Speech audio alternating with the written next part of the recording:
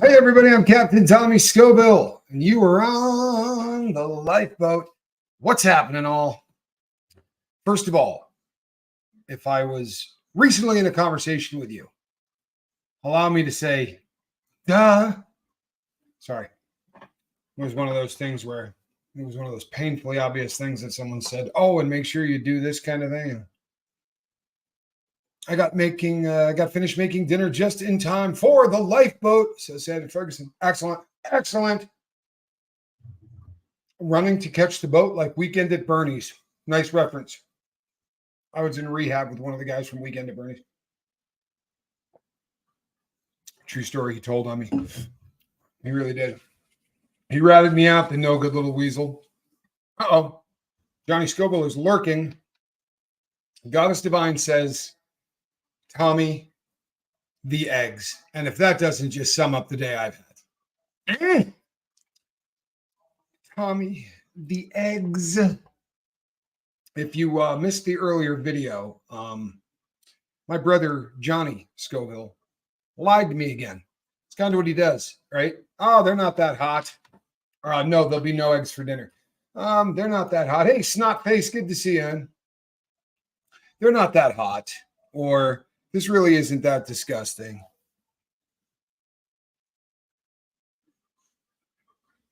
Just did my 5K and ended up with 18 minutes and 49 seconds. I'll be really honest with you, man. I'm just happy that you did it, right? 5K seems like a really long distance to me. I'm fairly sure that if I had to walk it, my feet would hurt. I'll walk for miles. My feet hurt. All I want, you to make love to me. Kelly Gerling says, sitting at home alone. Can't wait until hubby gets home tomorrow night. Rough week. Thank goodness for the crew. Oh, I love that. Huh? I love that. I love that we could be here for you while your husband was out of town. That is a beautiful thing. The eggs through the bathroom speaker. You know, those eggs are not eggs. As a rule of thumb, eggs should be white. And I don't just mean white. I mean like really white. You know what I mean? Like snow white. And then the yolks should be like this nice yellow color. Kind of looks like, I don't know, sunshine. You know what I mean? Oh, that's so nice. Every once in a while, you know, a little bit of stress, but every once in a while, this gig is just fantastic. And today is one of those days, truthfully. It was a personal record by just a little over a minute. Dude, over a minute? That's like 3 days in running, isn't it? Aren't they usually shaving those things off by the thousandth of a second or something along those lines? That's pretty damn impressive. If you knocked it off by a minute. Kind of reminds me of that record I beat of my brother trying to do a tube of terror. We'll see if he's still lurking. Because I'm pretty sure I beat his previous attempt by, a minute. And some change, but who's counting? I wouldn't pick on my brother. He's beat me at everything else ever. So I'm holding on to that one pretty tough. See, Bizzle understands the game. Bizzle, you look good in green, and this may be the best piece of advice I've gotten since starting the Lifeboat. Bizzle says, Tommy, stop trusting Johnny. And I believe that SMH thing has something to do with green stamps. I can't remember exactly. You save them and you can get a guitar. I always wanted the guitar. It's supposed to look like the American flag. It didn't work out that way. No, I think that means shaking my head. And yeah, I know I'm being lied to. Right from the start, I know I'm being lied to. But he's my brother, right? So there's this love thing that you have and with family members, and my brother and I have a kind of a strange relationship. Anyway, we've been smacking each other for so long and doing each other dirty for so long that it's just become kind of a tradition. Honey, good to see you. Pause you later. Joni Cummings. Why am I able to see this? Joni Cummings gifted 5 Lifeboat memberships. Joni, thank you so much. I absolutely love that. No, that's not what I want to do. That's what I want to do. There we go. Thank you. That is so kind. I love that. See, Miss Dragon says, I remember SNH Food stamps. What does that say about us? It says we're old, right? Bolt Mac, good to see you. Bonzi Zipolo. Is this live now? Hold on. We could prove it. Let me think. Wait a sec. I just read your comment. That would have proved it. Bonnie, this is live. If it wasn't, could I do this? Probably not. Yes, Bonnie, this is live. We are live here at the Lifeboat on the 5s. That's 5 a.m. and 5 p.m.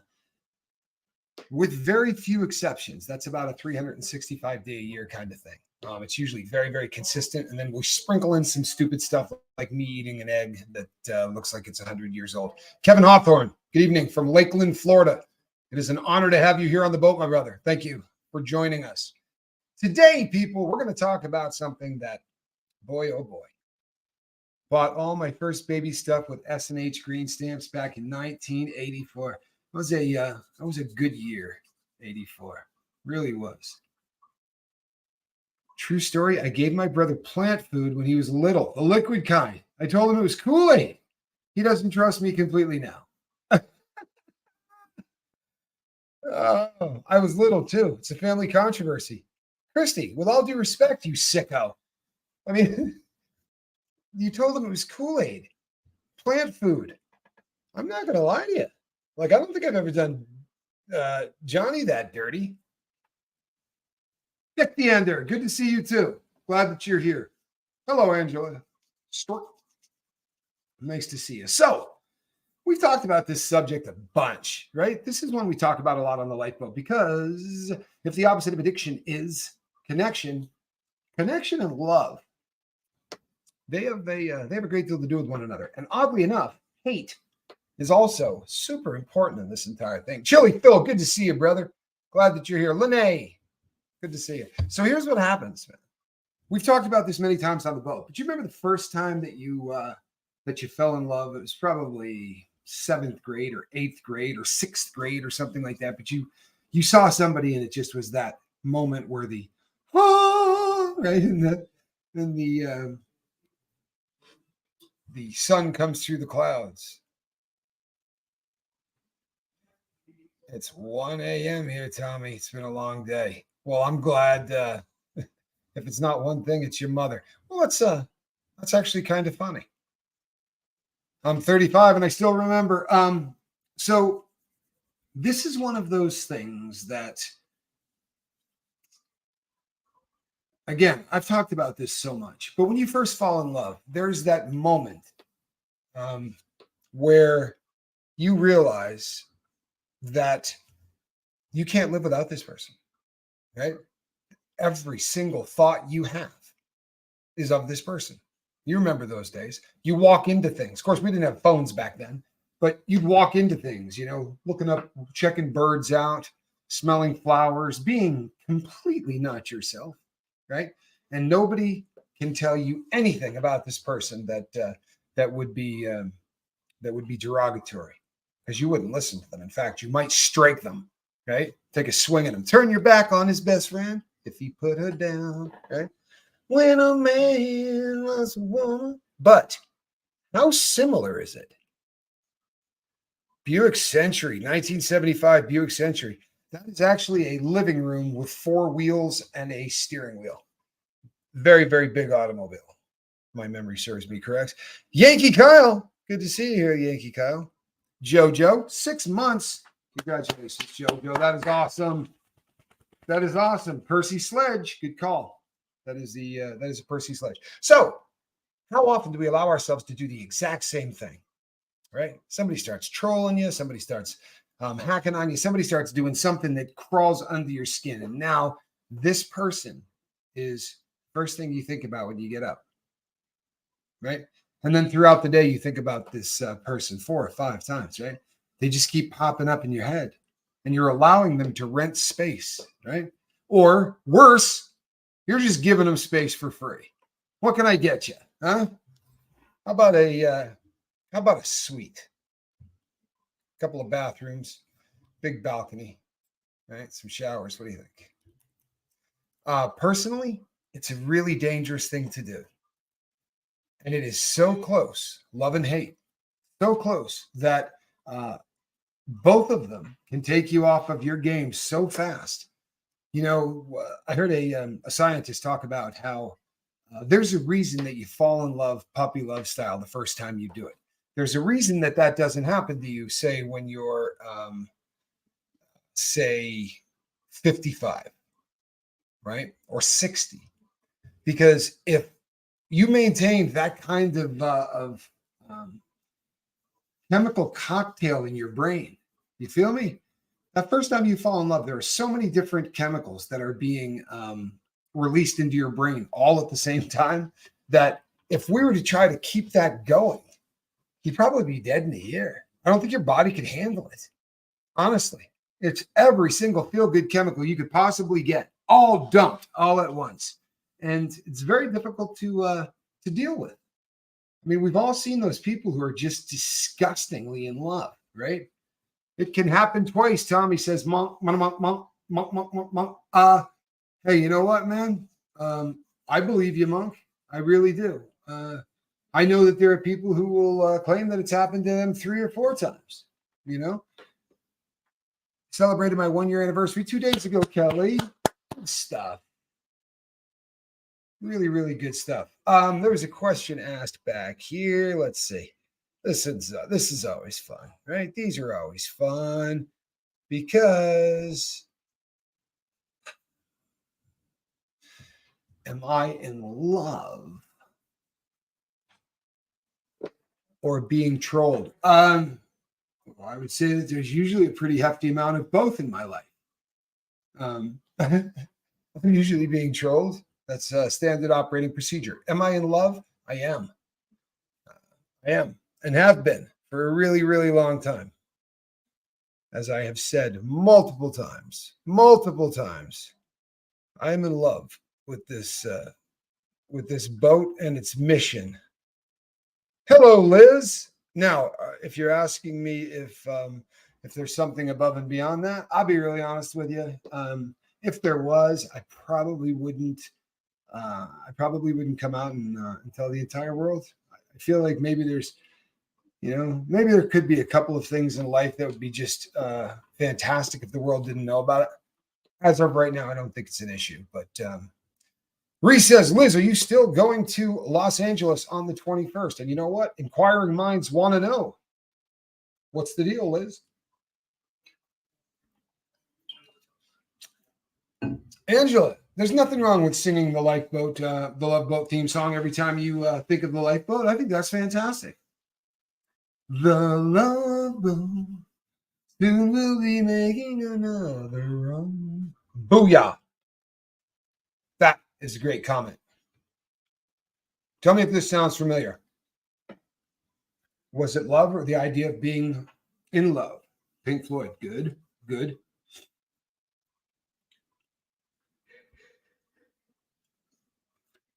Yeah, that's painful. That's painful. She said, painful when you get heartbroken and gut-wrenching when you have to tell someone that you don't love them. Wow. Well, Liz says she's taking some donations. So if anybody wants to make their way over to Liz Ferris's channel, it's called Cults of Pokemon, I believe. Somebody could pop up a link.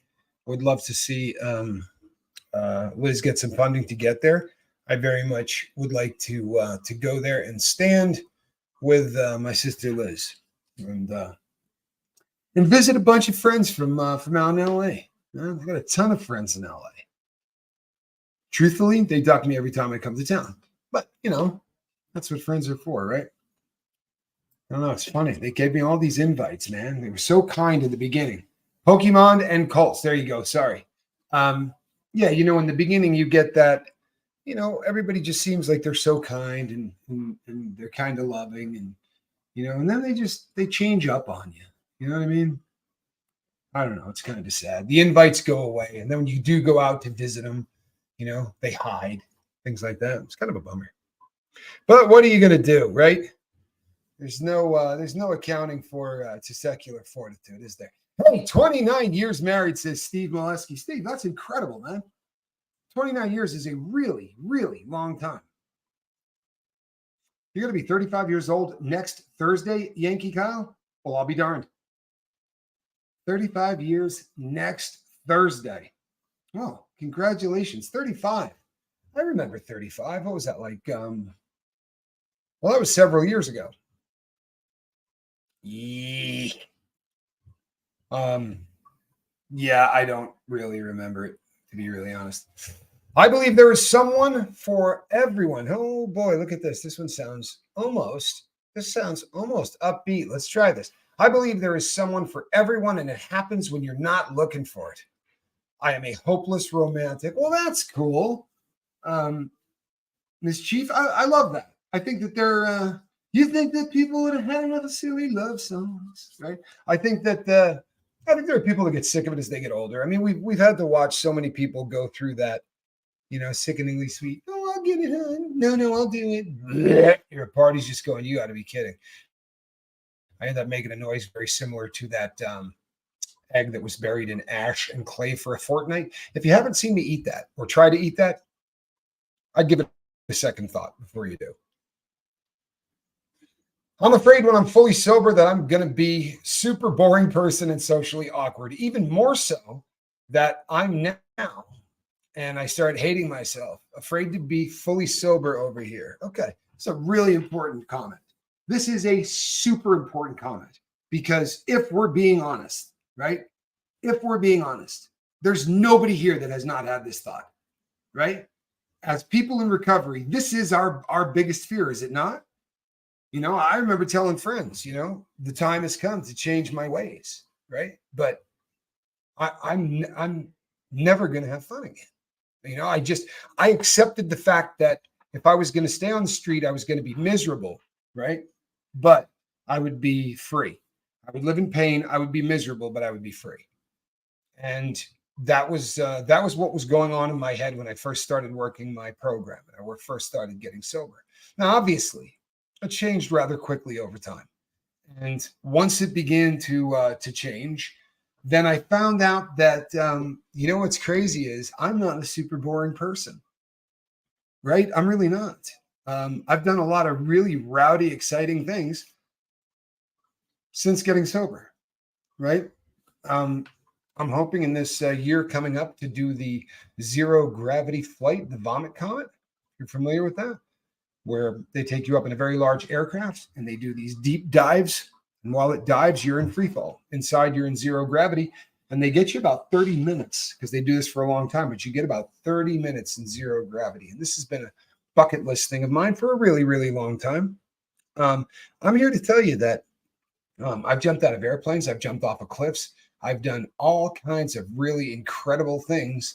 I'm not boring, right? I'm not boring. And socially awkward? Yeah, we're all a little socially awkward in the beginning. Hey, Tommy, if you have ever been in Vancouver, Washington, let me know. I have been in Vancouver. I have been in Vancouver many times. I used to go up there to a park that overlooks the city, and that's where I would do my stuff right before driving into town to work as a speaker.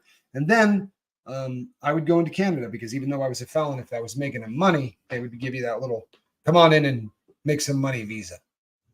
You're going to feel socially awkward because this stuff, right? Or this stuff or whatever it is you're doing, it is a social lubricant, right? You've heard people say that. It lowers your inhibitions. And when our inhibitions are lowered, well, we're a little bit more, right?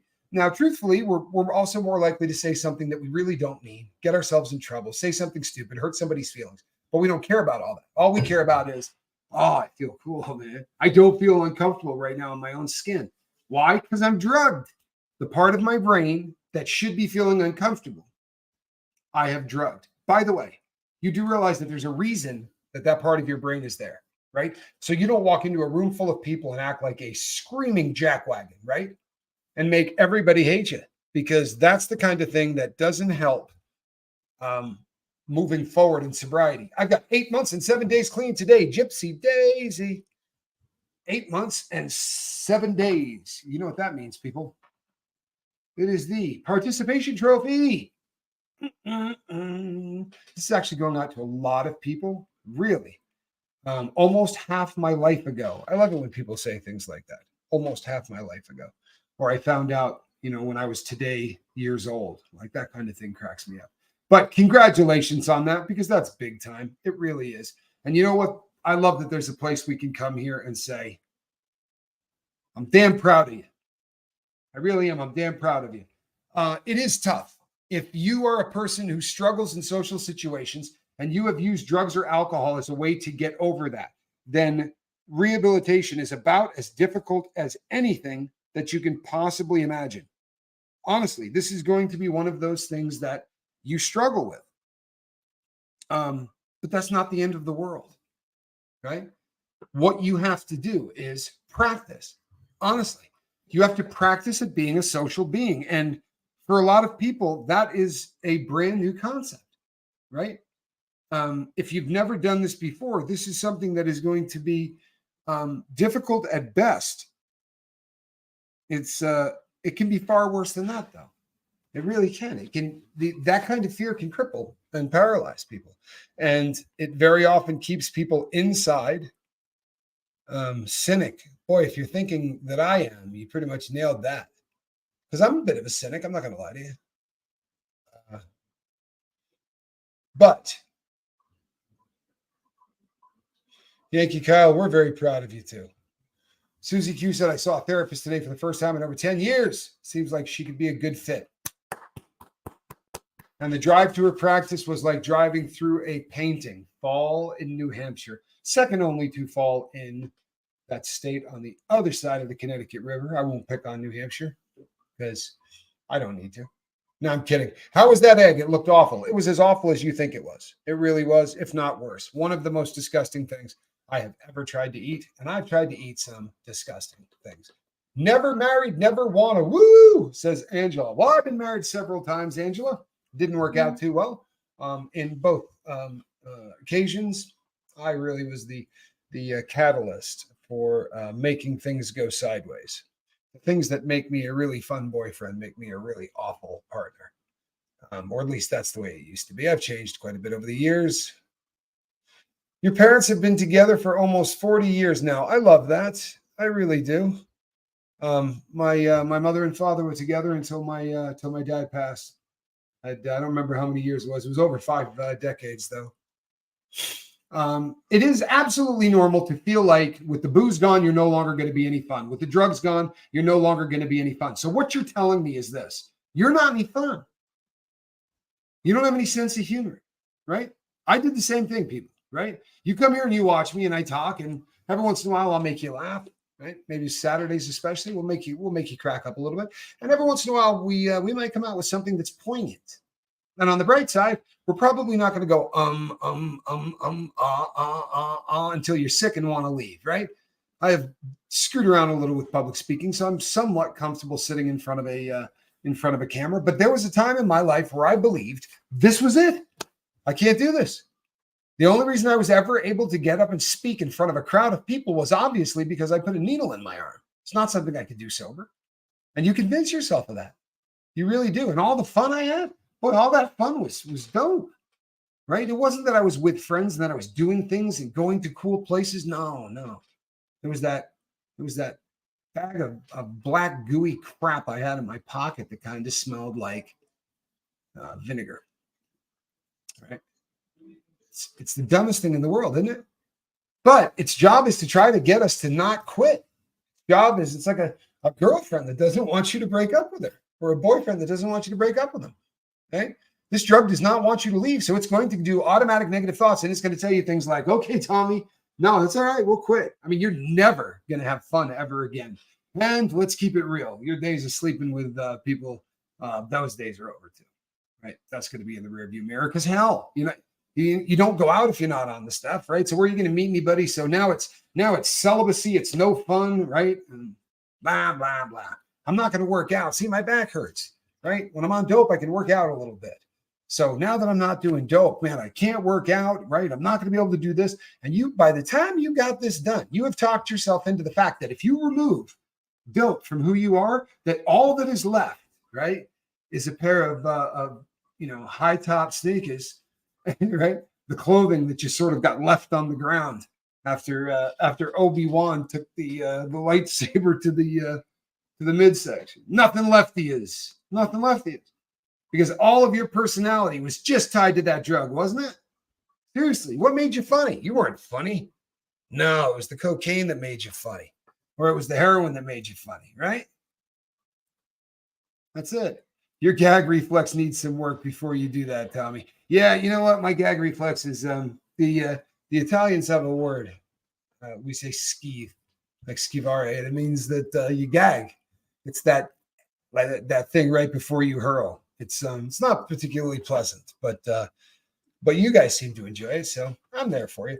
The part of my addiction that I thought was fun was so long ago it became a full-time job not to be sick for the majority of it. Gypsy Daisy, I get it. I get it because that really is where I was at. You know what I mean? I'm not getting high. People would say, "Oh, you getting high?"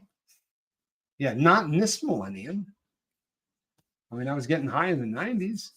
By the time the new millennium rolled around, I needed 6 grams a day to not be sick. But I convinced myself I was a good public speaker because I did heroin, right? If there was anything about me that made me a good father, and my son will tell you I was. I knew what was going on. He didn't. From a young boy's perspective, he just saw dad come home and then dad go on business trips, but he didn't know what a dirtbag dad was. And I remember those things. Thank God he doesn't. But if I was doing anything as a dad and being everything in my life, right? The rock of who I was tar heroin. So when I quit that, I lost the love of my life. And make no mistake, people, this is the love of my life because I had 2 women that I cared very deeply about. I cared enough about them to ask me to marry them, right? Get married. And in both cases, I had to make a choice between doing heroin or losing that significant other. In both cases, I chose heroin. I should tell you a pretty good deal about where I was as a human being. I loved heroin more than I loved my family, more than I loved my wife or wives, as the case may be. And I also came to believe that I can't possibly, there's no chance that I'm going to be able to enter a relationship and do any of those things. Because when's the last time I talked to a love interest, not stoned? I'm going to go with 1982. That was a long freaking time ago. You know what I mean? I'm not exactly sure who I was in 1982, but I'm pretty sure that cat's gone. Right. So all of these things become really, really scary, especially because something really screwy happens. Right. And I'm not kidding you. This is screwy. We've talked about it a lot. When you get the chemical out of your body. Right. So depending on what you're doing, I just saw Sister Liz again. Right. Liz was snorting a bunch of blow when she was doing it. Her numbers were huge. She was doing about 1/4 of an ounce a day, if not more. Sometimes like 1/4 and an additional 8 ball on top of it. So this is a frightening amount of blow that people were doing. Glad you're not kissing anyone after the egg and puke. Oh yeah, no one's going to get anywhere within 7 miles of me. I think I'm pretty safe on that. But Liz, for instance, you start. Thank you, Tommy, and please don't ever stop being my rock. Okay. I'm going to give that a try. Thank you. So this is one of those things that when Liz put down the straw, right, and stopped snorting and eating Coke, there was going to be about a 2 to 3 week period of time with that substance for your brain to start to come back online, to start to run with, somewhat normal function. But you know what happens? All of those emotions that we have had like tamped down and turned off and strapped up and thrown in the trunk, right? Pick your favorite, whatever, right? Jammed into a closet, blah, yada, yada, yada. But now all of a sudden, a Hallmark commercial comes on and it shows a guy and he's looking at his daughter, as she's in the incubator, and in his head, he's watching the child grow up. And I'm sobbing. Right? Like I'm not crying. I'm I'm the guy from Something About Mary at the end, you know. I just thought to myself, what has happened? I'm an emotional wreck. And what it was all of those emotions that have been put away for so long were right at the surface, right? Raw nerve endings in my emotions that are literally right at the surface. You feel me? Do I ever work out? I do every day. Yeah. It's a big thing, and I think it just comes over from prison. You should see me, dude. You kidding me? I'm racked out. I got a six-pack.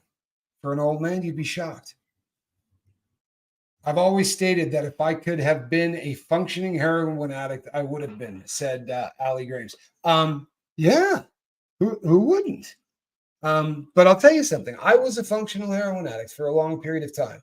And by that, I mean, like when I was working with the public speaking gig, I made enough money that all of the bad parts of it, I didn't have to worry about. And I still got to a point where I wanted to take my life because it's being a slave to anything. It's such a hard thing to cope with. Miss Chief, you hope I have had friends with benefits. I'm too old to even know what that means, but it sounds sketchy. Friends with benefits? No, I don't even have friends, period. But Miss Dragon, member for 10 months. Love you all. Stay positive. Eyes open, no fear. Please go by and check out Miss Dragon's channel. It's one that I absolutely feel really good about promoting, and that makes me happy. Pepper, Kentucky living. Jeremy Shelton. What about Brett? Yeah, great scene. Great scene. If I was using, I was homeless in weeks. Yeah, that's kind of how it goes. I mean, that makes sense. Oh my God, I cry at everything now, but I didn't cry for 27 years. Crazy. Actually, it makes a hell of a lot of sense if you really want to know the truth. That just makes sense. It may be uncomfortable, right? It's different, but it's something that you're all going to deal with at one time or another, and it's going to be raw. And that opens us up to a can of worms because you're liable to fall in love with the first person that comes by, or the second person that comes by, or the third person that comes by, or all three of them. Right? All that emotion is right there. We don't know how to process it. We haven't been processing it sober in a really long time, and the next thing you know, you're like, that is the person that I want to spend the rest of my life with. And your friend's going, yo, she's the girl serving the soft serve ice cream at McDonald's. You might want to get to know her first. Like, you haven't said hello. I mean, sometimes we can really get our head in the game to a point where it's kind of scary because there is so much emotion running wild that has not happened before.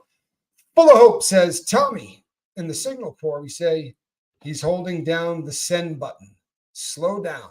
Too much info all at once. Breathe, please. Love you, brother. Well, thank you. I do really appreciate that, Full of Hope. Thank you. And thank you for your kind support always. Full of Hope has been here a very, very long time. And you are greatly appreciated. My first live, my brother has been sober nearly 35 years. Roberta, are you just here to help support your brother? Because that's love. It really is. Or is your brother motivation for you so that you can get here and try to get sober? The raw emotions that we have at the surface are going to get us in trouble when we are in recovery, right? Big time. Going to get us in trouble. Because what happens is, and people who are old timers in 12-step programs or whatever, they've got rules, right? Don't start getting into a romantic relationship for 2 years, 3 years, 5 years. I've heard so many different theories on that. I think it's a good concept. I really do. I think it's a great concept because you don't want to bring someone else into your life if you've not yet figured out how to live your life sober. Then maybe you shouldn't have a partner, right? That's you're trying to take care of while you're trying to learn that. But what if they are real and they are spectacular? Jeremy Shelton, You know what? Such a great, Jeremy's just on there. Well, I'll answer that question for you, Jeremy. Well, I'll be really honest with you. I've never really been that guy anyway. I just want spectacular.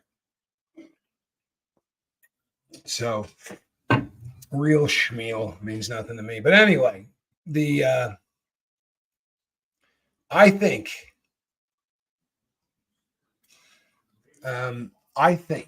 that we find ourselves in situations. Thank you, Full of Hope. I will reach out to you after the live feed. All righty. Long time listener. You hold on and never let go, Liz Ferris says. You know what? I think that there's probably something to that.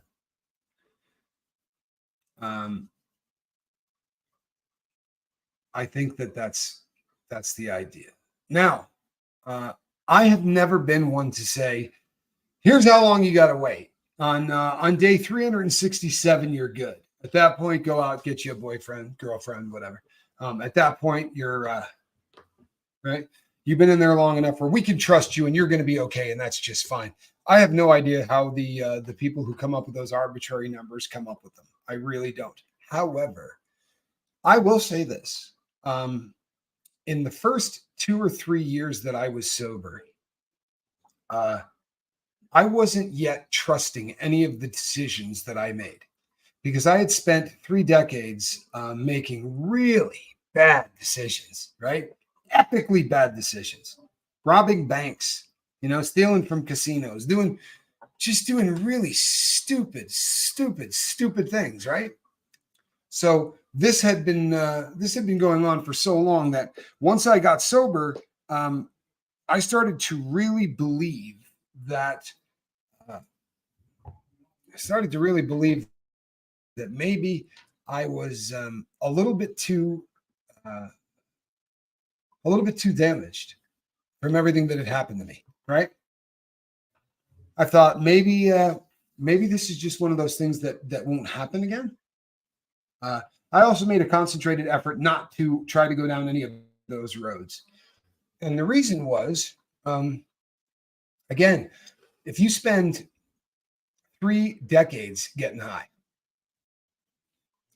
they're like stats, Tommy. 72% are made up on the spot. It's actually 79% of spots. Statistics are made up on the spot. That's awesome, Miss Chief. And I'll tell you what, I know people, I have friends that met at AA. Love at first sight. Literally, first time they went there, they've been married a really, really long time. That's awesome. It's not the norm. It's the exception to the rule. It really is. I don't know how long it takes. I really don't. I think if I had even thought about it, for me, inside of the first 5 years, probably would have been really, really dangerous. Steve said, my wife just brought me a strawberry smoothie. That sounds remarkably like love. It's a beautiful thing. So after about 5 years went by, I got to a point where I think I probably could have gone down that road. I chose to concentrate more on the Lifeboat and what I wanted to do with it, because this was my life's work. I was either going to have wasted the first half of my life, or I was going to make something out of it. Right. So that was the goal with the Lifeboat when we first started. However, I'll be really honest. Watching losing my friend Buddha was something that made me really take a hard look at life. And the connections are huge and they're important. And I'll tell you something. I loved him, Chris. Buddha, absolutely loved him. Wow. Shimmy says, hey, Tommy, hey, Boat. I got myself a new job on first shift with better pay. Bought myself a Citizen Echo Drive to celebrate. Couldn't have done it without you all. Shimmy, of course you could, but we're glad that you're here. That's fantastic, my man. Good watch, too. Tommy, I've been clean more than 6 months. I was commenting on someone else. I'm a few years in now, completely sober, and gets easier as time goes by. Okay, sorry about that, Jojo. Congratulations. Congratulations, man. Half a year, right? Half a year. You're on the downhill run. It's a big deal when you start counting in years, right? That's a huge thing. Now, I am at the point where I realize that I've leveled out in my mind. And it's, I think that when people ask me the question, and they ask me all the time, which is absolutely ridiculous, right? I'm a bank robber. Didn't do real well in the marriage department. Probably not the guy you ought to be asking about relationship advice. But what I can tell you is this. I started to notice that the way I loved the people who are already in my sphere of influence or in my family really started to change. The relationship that I had with my daughter changed dramatically. The relationship that I had with Spanky changed dramatically, and that went all the way across the entire board. You know, my brother, my sisters, everybody that I had any interaction with, I felt a much deeper connection to. I felt more a part of something. Even if your people love you and they write to you 10 times a day to tell you how much they love you, you're in a friggin' cage, and there's nobody there to it's a tough situation. It really is. So the as you start to feel yourself really bonding with the people that in your life you had drifted apart from. Because if you were in active addiction, you drifted away from everybody. Keep it real. Shimmy, well done, man. For real. Good stuff. You know, what a difference a day makes, huh? Shimmy? What a difference a day makes. 24 little hours. What is WTG? I'm a dinosaur and a Brit. Hey, man, them ain't high heel sneakers.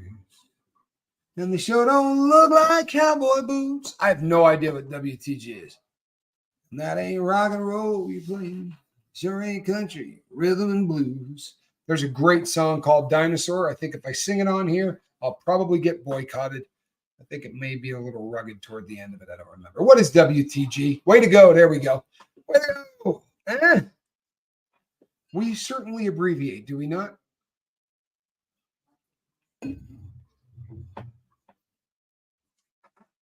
Why, thank you. The Gray Zone says, it's so sad, Tommy. You seem better today than yesterday, and I'm glad to see it. This boat is awesome. I'll be really honest with you. And that is Vanessa from the Degraded Daughters of Dianetics and the Gray Zone. Not to mention the mother of the coolest act on all of YouTube. If you have not caught the three-legged Chihuahua, Elvis, the rock star three-legged Chihuahua, I swear to you, people, I could watch this dog 24 hours a day, 365 days a year. It's the greatest way to go to sleep. It's just this cool little dog that thinks he weighs 750 pounds. It's awesome. Becky says, much love to everyone here. So glad I found this channel. I don't talk to anyone. I just keep to myself. Becky, you know what? I would like to encourage everybody that says, I don't talk to anybody. I keep to myself. Please reach out and talk to people, right? Start making those connections a little bit more real. And you know what? We can start it like this, right? This is no big deal. Like Miss Dragon just says, emojis equal hieroglyphics, right? You don't even have to get real rowdy in the beginning. We can do a whole lot of stuff with hieroglyphics. But what we're trying to do is maybe just to give and take. You know what it feels like sitting in the chair when somebody comes in and says, you know what? This happened and this happened, and then I got a flat tire, and it's just been one of those days, and I really want to get high. I want to get up and I want to dance, right? Because that is the start of, I just thought I'm not going to have fun anymore. No one's going to like me. I'm not going to be able to be fun in social situations. It starts with baby steps.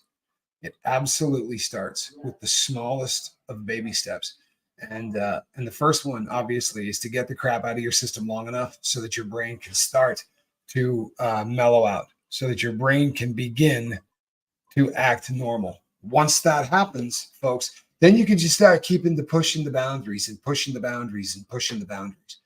And I'm doing that. I'm creating friendships and relationships that I wasn't doing 2 or 3 years ago because I just simply wasn't comfortable.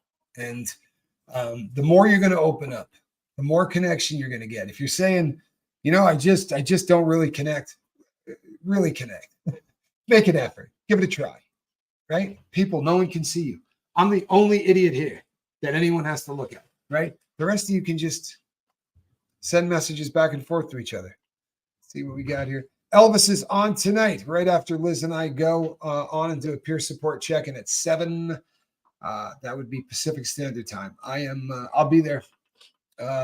She is, the Gray Zone is trying to get 4,000 hours. So as opposed to just sitting there and doing nothing, which is what a lot of people do. But, having a cool dog to look at is even better.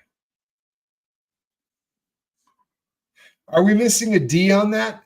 WWTD? Shouldn't it be WWTDD? I always thought, what would Tyler Durden do?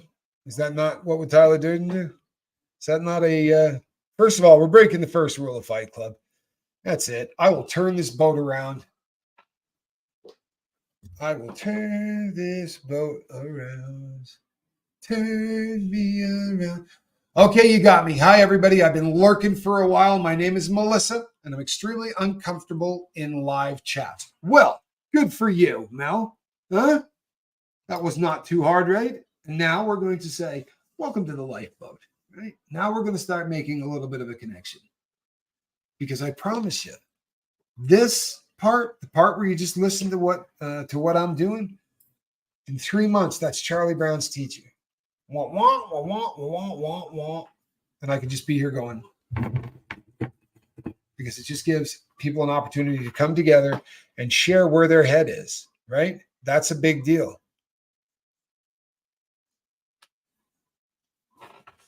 Yay, Tommy. I get to phone you in 10 minutes. Yes. It's looking more like 12 minutes is something along those lines.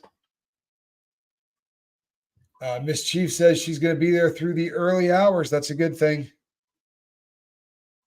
You know what, people? We really need to start taking care of our own, right? All the people who are falling in under this SPTV fan umbrella. And I'll tell you what, there are subgroups within everything, right? There's always that way. Reddit, subreddit, right? Works like that with everything. I like the group of people who are expats who actually have a little bit of training, just for 2 reasons. Because I think, good Lord, how bad must that really piss off the Church of Scientology, right? Because they're, obviously those people are the evilest on the planet. But aside from that, it gives us a really unique opportunity to compare what heals drug addicts and what heals people with all kinds of trauma, and how much it all seems to come together. Miss Chief says, I lurked for ages, Melissa. It feels so good now I'm out. Yeah, right. I'll tell you something. I have had some people who lurked for like a year, maybe 12 or 13 months. And finally I get something from someone that says, hey, you know what? I finally said something in the live chat, and I thought, this person has, I've been with you since the beginning. And I'm like, sure. Because honestly, everybody says that. But I went back and looked, and this person really had been around a long, long time. They just sort of were more comfortable lurking, and that's fine.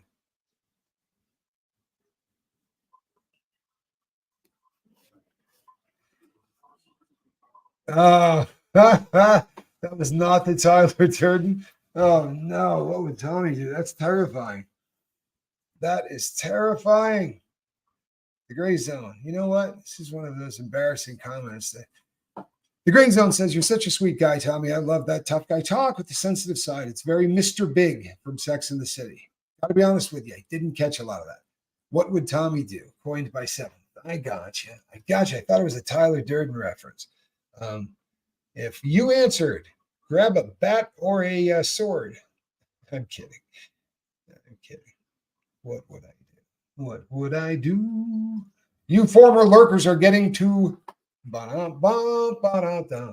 You former lurkers are getting to me now. Been lurking today. See that? Carol Klingon, Targ Herder. Should have known.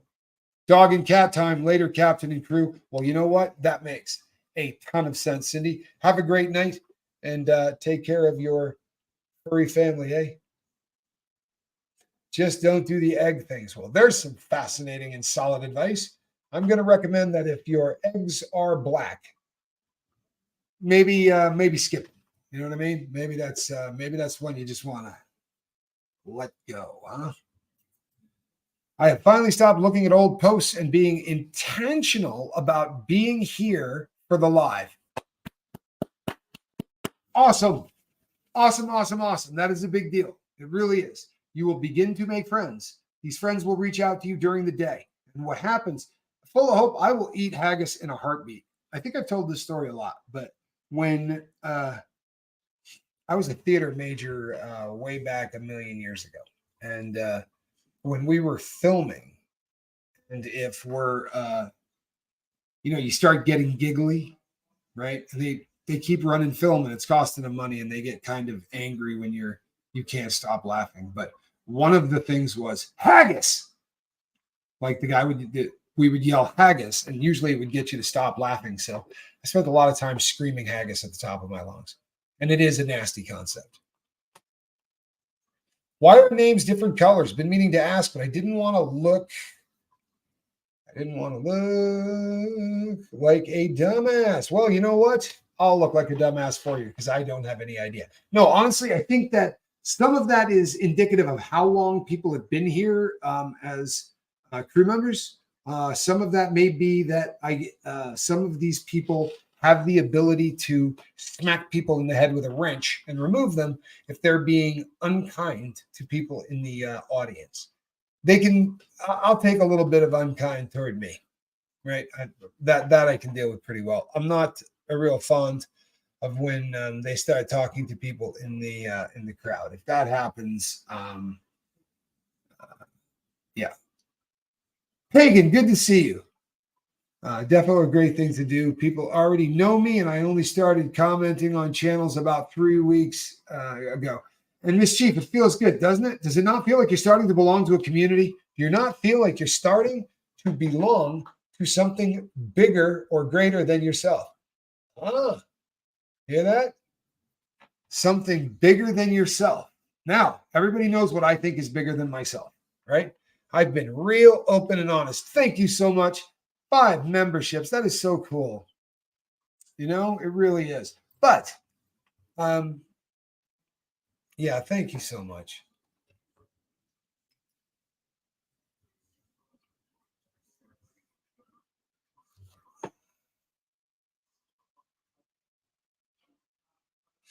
Wow. Okay, here we go. You put the word Casablanca in something and you pretty much got me. Big calls Carrie's kid often. The millennial generation's Casablanca, if you will. Big was her poison, but Trait Love and anyone here who are Aiden fans can fight me. Team Big. That would be hashtag Team Big. Alrighty then. I missed the entire Sex and the City thing. You know why? Honestly, it was the, can I even say this? Okay, the character Lassie from Porky's. Wasn't it Porky's? Yeah, Porky's was one of the characters, and I could never, ever stop laughing about that. Full of hope. Thank you so much. And you know what? I really appreciate you guys. I feel out of control sometimes when you I don't want you to overextend yourself, anybody, please. All right. I love it. I really do. And your generosity is always above and beyond the call. It's one of the things that makes the Lifeboat what it is. Just always make sure that we're never overextending. You always take care of yourself before you take care of anyone else. One of the best pieces of advice that I ever learned, people.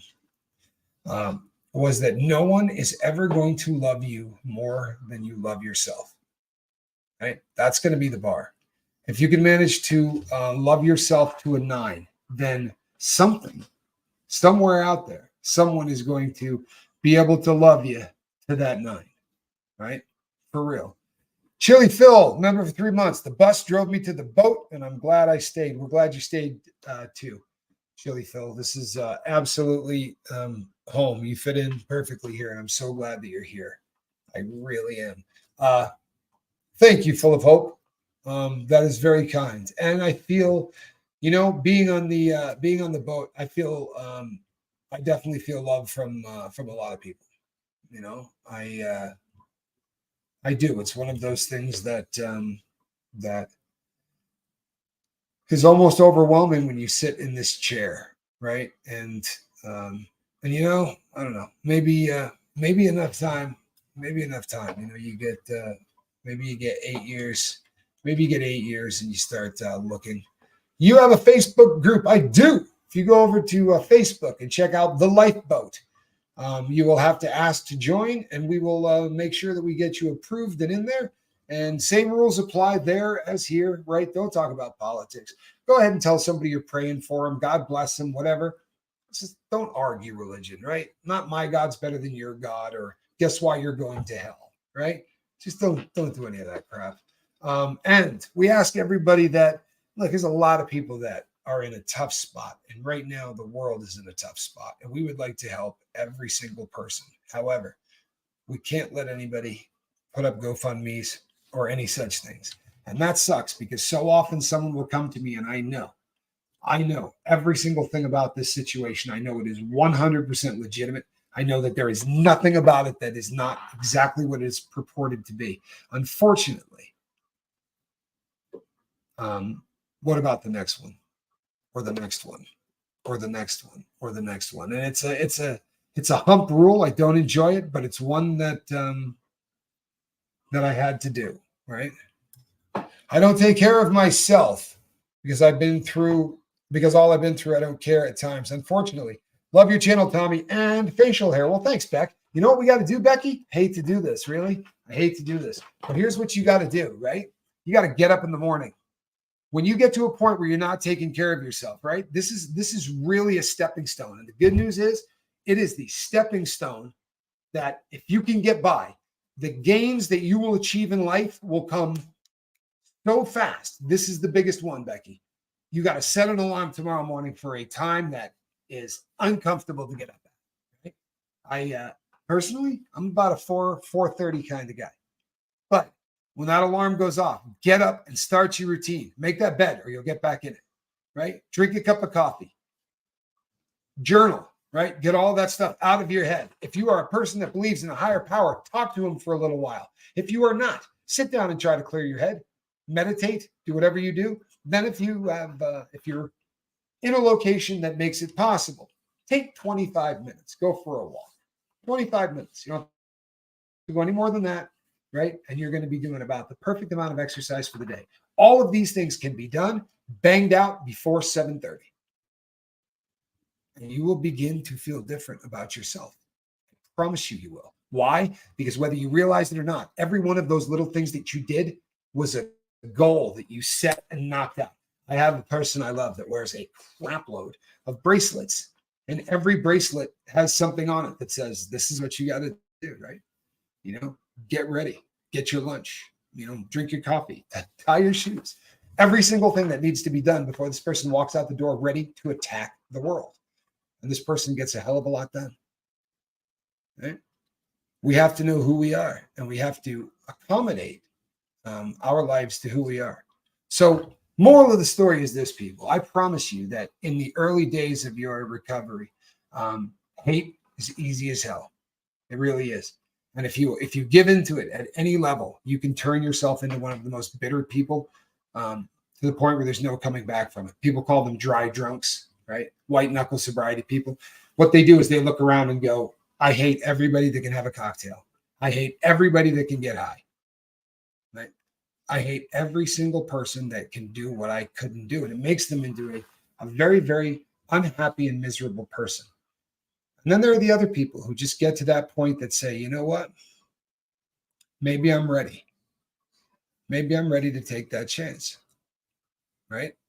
The only person that can answer that question is you. I certainly can't. Way above my pay grade. Are you just going to leave that door open like it's the thing to do? Man, oh man. Those 2 spare leftover duck eggs are ready for consumption. Yeah. There's not going to be any duck eggs consumed by me. Consumption. What's your function? Still not happening. Those duck eggs. If you have not seen the duck eggs that my brother and I ate in the last video, go and look at the eggs. You don't have to watch me eat them, but just watch what I peel out of the shell and get a look at that thing and think to yourself, oh yeah. What I'd like to do is maybe eat that. A little salt and pepper. Apparently. So apparently. Here's what you do. You throw a little bit of sticky rice on there with a little drizzle some black vinegar and a little bit of chili oil. Apparently it's lovely. Yeah, I don't buy that. Okay, here we go. Gems. All right. I switched to journaling in the morning instead of at night, and it really changed my day, as well as my commitment to journaling. Do me a huge favor, Gems. Try for 5 days to do both. That's the best case scenario, right? What you're doing in the morning is an info dump so that you don't start your day going out and doing exactly, what we're afraid of, which is going through the day with all of that unresolved crap in your head. Don't go to sleep the same way either. So before you lay down, journal, just dump it, get everything out, go lay down, go to sleep. You're good. Wake up in the morning, do the same thing. Once you've been doing that for about a week, we're not dumping any more stuff in the closet. Right? We're no longer hoarding emotions. We're no longer hoarding events and feelings that we didn't take care of. I got news for you, people. I got news for you. Life changes.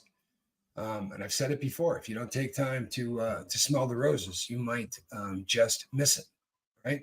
So I'm going to, you're supposed to dip those eggs or steam, then dip soy sauce. Kelly Gerling, I don't care what you put on that. You could not make that anywhere even remotely pleasant. I am absolutely going to be working on my relationships, on love, on treating people better, and on engineering the remainder of my days to be lived in a place that is making me really, really happy. The love in this chat is palpable. So glad I quit lurking. Well, I should hope so. I'm Captain Tommy Scoville. You are on the Lifeboat, and I am out of here. Squirrel Nut Zipper, busy girl. You know what I'm saying? Busy, busy girl. People, don't give up on love because you've been burnt. Right? Don't give up on love because you've been burnt. That's like, having a bad cheeseburger and never trying another one, right? Don't give up on love because you've been burnt. Every single one of us have been burnt, right? It's kind of what we do. But maybe I'm a hopeless romantic, or maybe I don't know. But I truthfully and wholeheartedly believe that if you can get your addictions under control, then you're going to meet somebody that's going to be the person that you dreamed of your entire life. And you're going to get that happily ever after stuff. Believe it or not, I believe in that. And if you don't, we'll see you tomorrow morning. Hey, peeps. Hey, go back and watch that egg thing. If nothing else, you'll get a laugh at it. I'm Captain Tommy Scoville. And as my friend Pagan says, love exists. And that's a true story, I promise you. And I, for one, am going to spend a lot more time trying to find that than hate. I'm done with hate. It's not paying off. Good night, everybody. Bye-bye.